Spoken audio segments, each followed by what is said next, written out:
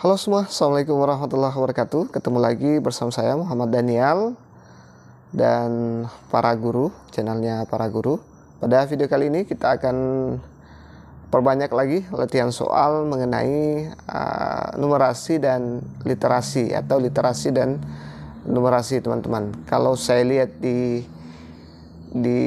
postingan-postingan teman-teman di informasi PPG dan Kemendikbud Info di grup-grup Facebook itu, saya lihat banyak mengeluh di numerasi dan literasi, terutama yang kelas-kelas rendah ya teman-teman.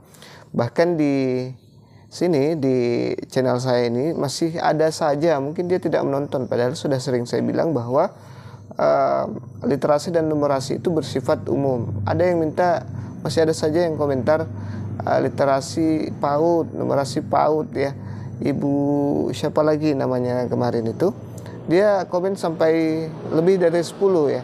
Selamat untuk ibu komentar banyak di channel saya ya. Ibu, nanti saya sebutkan namanya, saya lupa namanya ibu siapa ya. Yang jelas dia kemarin itu sempat memberikan komen terbanyak untuk minta dibuatkan literasi PAUD ya. Bu, tolong komen lagi ya kalau nonton video ini. I'm waiting you. Saya menunggu ibu untuk komen lagi. Oke. Sebelum lanjut, saya mau teman-teman subscribe, like, dan bantu share sebanyak-banyaknya ke sosial media teman-teman. Satu like, satu share teman-teman itu sangat berharga buat saya ya, untuk memacu semangat saya dalam mengupload video-video yang berhubungan dengan seleksi akademik PPG. Baik, kita lihat soal yang pertama teman-teman. Kemarin sudah saya kasih untuk soal pilihan ganda dan pilihan ganda kompleks. Teman-teman nonton juga, saya simpan di atas sini apa itu pilihan ganda kompleks dan pilihan ganda biasa ya. Baik, ini ada cuplikan dari buku Laskar Pelangi yang ditulis oleh Andrea Hirata. Tapi kita tidak perlu baca ini sampai puyeng. Kita tinggal ke sini saja ya. Bagi yang sudah terbiasa belajar di sini, saya yakin teman-teman langsung ke sini juga. Oke. Klik kolom benar untuk pernyataan yang sesuai dan klik kolom salah untuk pernyataan yang tidak sesuai. Jadi ini ada dua yang akan diklik. Ada pernyataan benar dan pernyataan salah. Baik, kita lihat. Coba kita lihat. Setiap hari Lintang selalu hadir di sekolah. Coba kita cari setiap harinya. Jadi begitu caranya ya. Kata hari-hari, oh ya, kita sudah temukan dengan cepat. Ini sehari, namun tak sehari pun ia pernah bolos. Berarti dia otomatis setiap hari hadir di sekolah ya teman-teman. Berarti kita centang yang ini ya. Oke, kita centang yang opsi benar itu ya. Nah, ini dia teman-teman. Kita centang.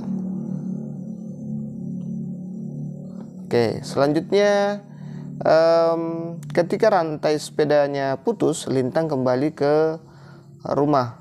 Katanya, iya ya. Coba kita lihat putus. Kita cari putus, rantai putus. Oke, belum ditemukan di paragraf pertama. Putus, ada kata putus, kita lihat.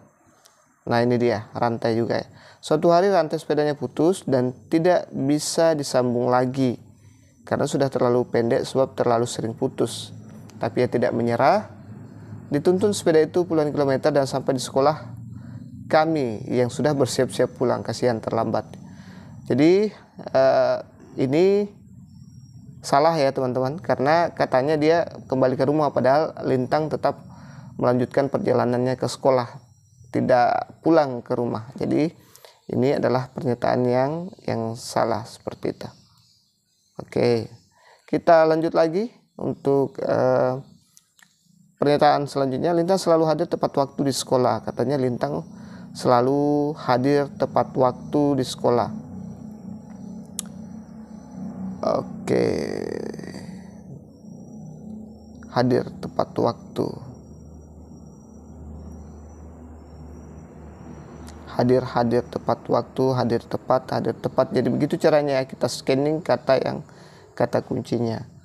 Oke, saya pikir tidak ada ya. Jadi tidak boleh kita memutuskan sesuatu di dalam teks maupun diagram tanpa ada fakta ya, tanpa ada dasar ya teman-teman. Jadi ini saya anggap salah ya. Kalau teman-teman misalnya menganggap jawaban saya salah, silahkan teman-teman kok tulis di kolom komentar ya, silahkan dikoreksi saya.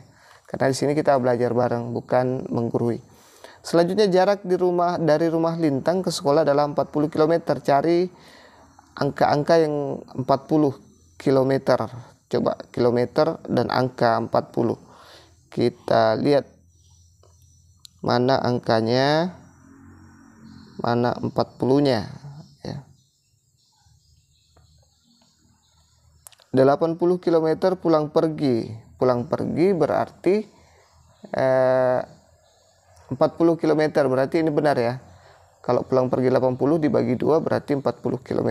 Berarti ini pernyataan yang benar teman-teman. Oke. Nah, ini sudah sangat mirip dengan soal literasi yang ada di sana ya teman-teman. Baik, kita lanjutkan ke soal berikutnya. Dang, jangan goyang-goyang, Ais. Itu goyang kameranya Bapak. Masya Allah. Kenapa kah? Oke, ini ada infografik. Menurut infografik di atas, jenis sampah apakah yang paling banyak terbuang ke laut Indonesia? Nah, ini dia: A. kaleng, B. plastik, C. rokok, sisa makanan. Jadi tidak usah langsung fokus ke infografiknya ya. Jangan sampai setengah mati memahami infografik baru ke sini. Pas di sini bingung lagi, kembali lagi cari jawabannya di infografik. Jadi jangan buang-buang waktu, langsung ke sini saja ya kalau menemukan hal seperti ini. Kita lihat yang paling banyak ya yang diminta. Kita perbesar dulu gambarnya. Nah, ini yang paling banyak.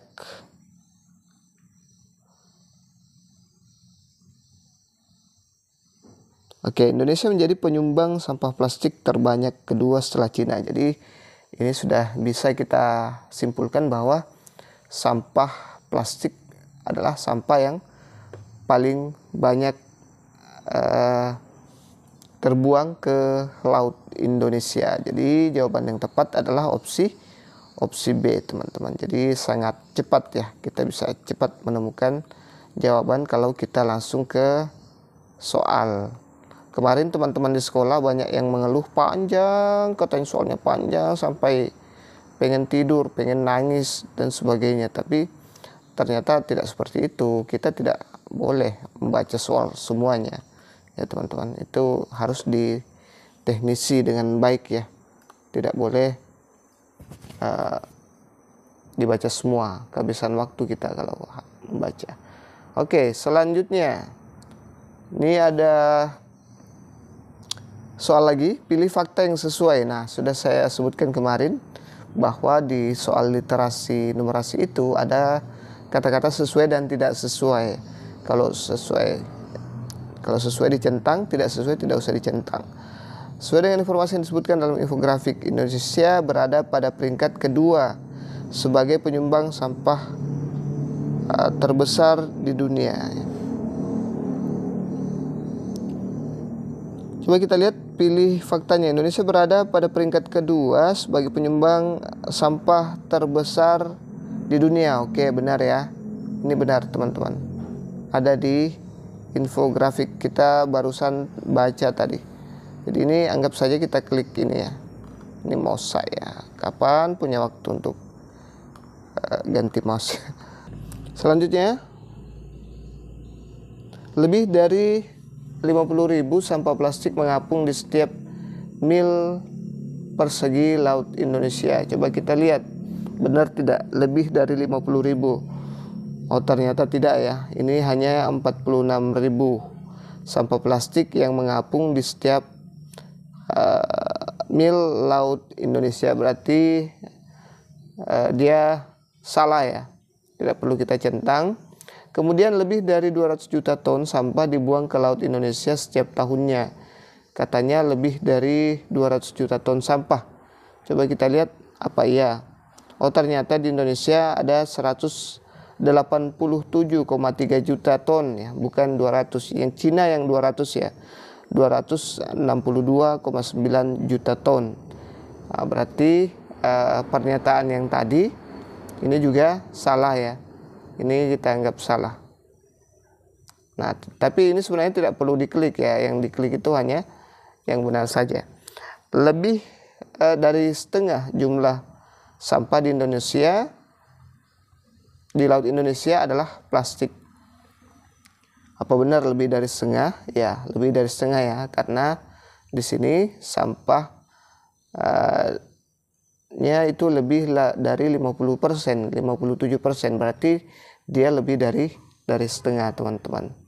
Berarti ini benar ya. Jadi hanya dua yang sesuai dengan fakta ya. Yang pertama dengan yang terakhir seperti itu. Oke, kita lanjut ke soal berikutnya. Ini ada soal numerasi ya, teman-teman. Kemarin ada FR yang menyatakan bahwa ada persen-persen begitu ya. Katanya ada terumbu karang, itu setelah beberapa tahun kemudian itu akan berapa luasnya. Nah, saya cari soal yang semirip mungkin. Mungkin ini bisa membantu sedikit teman-teman nanti jika mendapat soal yang berhubungan dengan persen-persen sendiri ya. Seperti kita ketahui bahwa dia berhubungan dengan aritmatika ya. Kita lihat soalnya. Sebuah kota di Jawa Barat memiliki populasi sebanyak 100.000 di Januari 2015. Peningkatan jumlah penduduknya mencapai 55% per tahun. Pemerintah kota berencana akan membangun sebuah sekolah yang baru jika jumlah penduduknya minimal 120.000. Di tahun berapa sekolah baru mulai dibangun? Jadi pemerintah akan bangun kalau sudah sampai 120.000, sedangkan sekarang adalah tahun 2015 itu penduduknya 100.000. Kira-kira kapan baru bisa sampai di sini, sedangkan pertumbuhannya 5%. Baik, kita lihat A Januari 2018, B Januari 2019, C Januari 2020, D Januari 2021, E Januari 2022. Teman-teman bisa pause sambil coba jawab dulu kira-kira di tahun berapa ya. Ini sebenarnya bisa dihitung manual, teman-teman. Tapi nanti saya kasih lihat ya caranya. Nah, ini diketahui populasi sebuah kota di Jawa Barat pada Januari 2015 itu 100.000 jiwa ya. Kemudian peningkatan jumlah penduduk per tahunnya itu adalah 5%. Nah, sekolah baru dimulai dibangun jika jumlah penduduknya minimal 120%. Nah, peningkatan jumlah penduduk per tahunnya 5 kali 100. Ya, 5% kali 100 atau 5/100 kali 100.000 sama dengan 5.000. Jadi setiap tahun itu ada 5.000 tambahan penduduk, teman-teman. Oke, pada Januari 2016 jumlah penduduk itu 100 tambah 5.000, 105.000. Januari 2017 jumlah penduduk 105.000 tambah 105.000 itu 110. Kemudian 2018 jumlah penduduk 110 tambah 105.000, tambah 5.000 sama dengan 115.000. Pada tahun Januari 2019 jumlah penduduk 115.000 ditambah 5.000 itu sama dengan 120.000. Jadi opsi yang tepat adalah opsi B ya, teman-teman. Ini sebenarnya kalau dilihat saja kita sudah bisa jawab tanpa harus panjang kali lebar seperti ini, teman-teman. Kita kan tahu kalau berapa 100 itu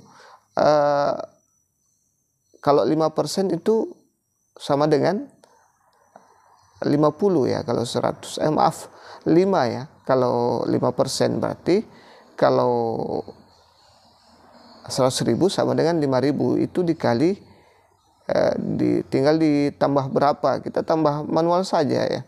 Kalau berarti 5.000, 105, 110, 115 bisa kita tanpa mencakar sebenarnya bisa langsung dapat 120 ini dan bisa menentukan tahunnya 2019. Semoga bisa teman-teman bisa. Sebuah toko memberikan diskon 10% untuk semua produk yang dijualnya. Jika pengunjung membeli baju dengan label Rp150.000 dan dijual lagi dengan keuntungan 20%, maka baju tersebut dijual dengan harga A Rp147.000, B Rp152.000, C Rp158.000, D Rp162.000, E Rp168.000. Maaf, ini double ya, karena saya tadi rapikan ini. Setelah saya ketik ternyata kurang dari perhatian saya. Maklum sekarang sudah tengah malam. Sudah pukul 11.32. Jadi langsung selesai, langsung bikin ya.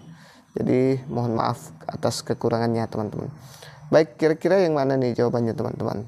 Bisa di pause dulu, dicoba jawab dulu baru kita lanjut. Nah, kalau saya salah silahkan dikoreksi ya. Nah, ini dia jawaban saya. Sayang sekali saya tidak bisa mencoret-coret teman-teman.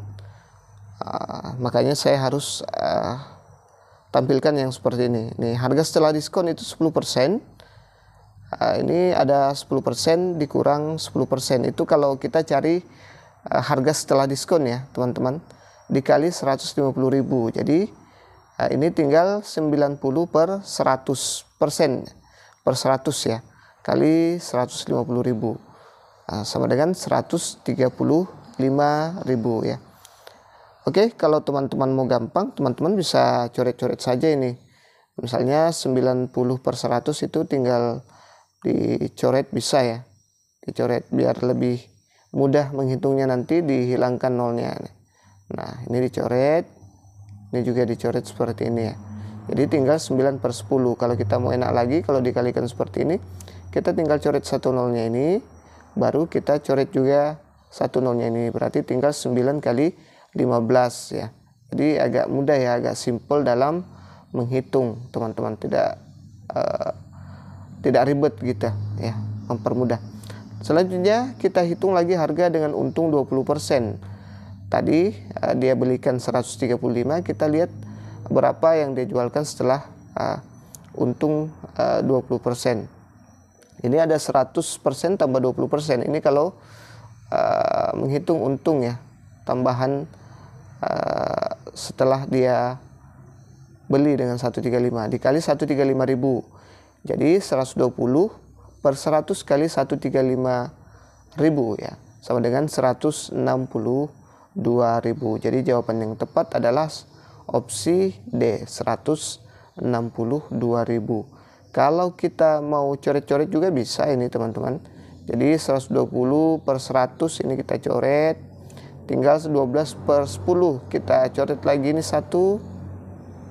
Nah, kita coret juga 1 di sini, jadi tinggal 12 dikali 13.500 ya. Nah, karena sudah dicoret 1 nolnya, kita bisa simpan dulu ini 2 nolnya di sini.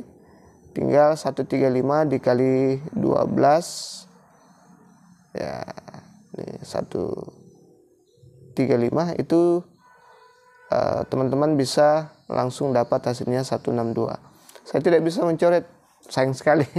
Agak kaku kalau pakai mouse ya. Doakan saya mudah-mudahan bisa beli tablet ya. Tablet enak sekali, mereka yang sudah punya penghasilan banyak bisa beli tablet.